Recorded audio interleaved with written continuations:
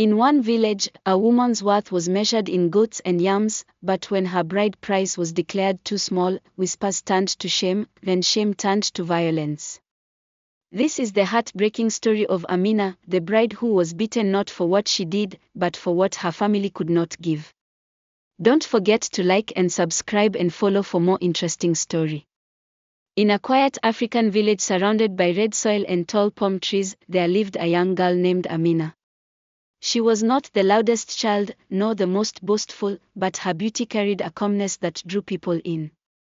Her skin glowed like the evening sun, her voice was soft like the wind, and her kindness made her loved by many. But Amina's family was poor.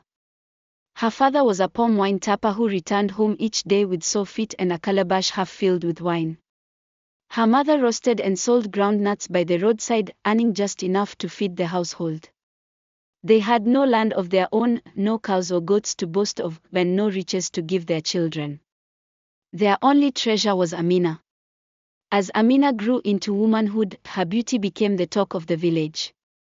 Suitors began to whisper her name, and her uncle started to dream of the wealth her bride price would bring. In those days, marriage was not only about love. It was also about status, pride, and the strength of family ties. A woman's worth was often measured by the gifts her husband-to-be could present. Amina, however, did not think much of these things.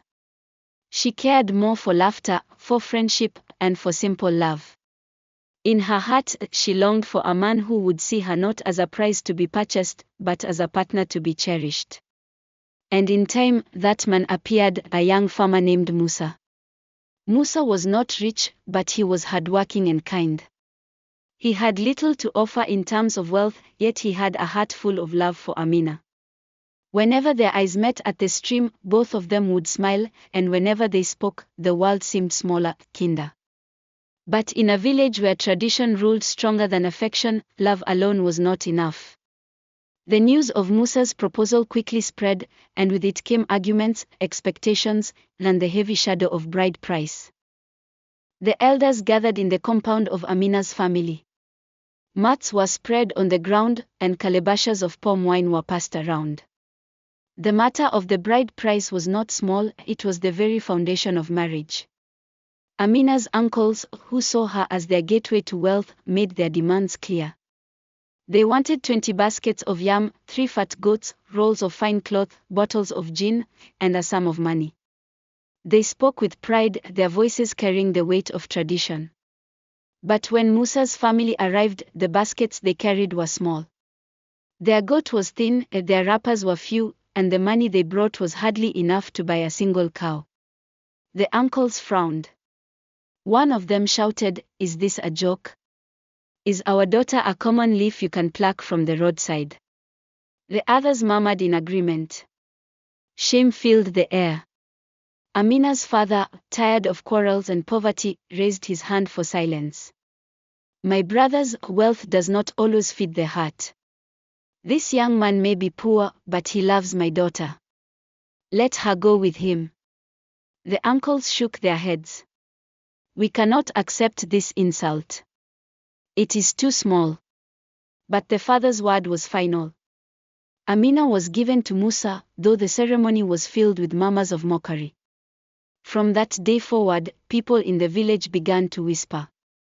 Her bride price was smaller than a chicken's worth, they laughed. The marriage was sealed, but the wound of gossip had already begun. Life in the village moved on, but for Amina, things changed. Each time she walked through the marketplace, women giggled behind her back. They would whisper, "There goes the girl whose bride price was nothing." Children teased her as she fetched water. Elders shook their heads whenever she passed. The gossip did not stop with her. Musa too became a target. Farmers mocked him at the palm wine joint. "How can a man buy a wife with nothing?" they asked. "What kind of man are you?" Though Musa loved Amina, the laughter of others stung his pride.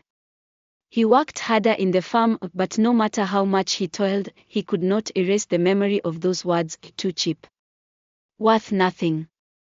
Amina tried to comfort him. "Do not listen to them. Love is enough, she whispered in the evenings. But love is fragile when pressed by the weight of shame. Musa's heart began to harden, and Amina's smiles no longer calmed him. Watch out for part 2. Dropping soon. Don't forget to like, share and follow for more doing that will make me happy.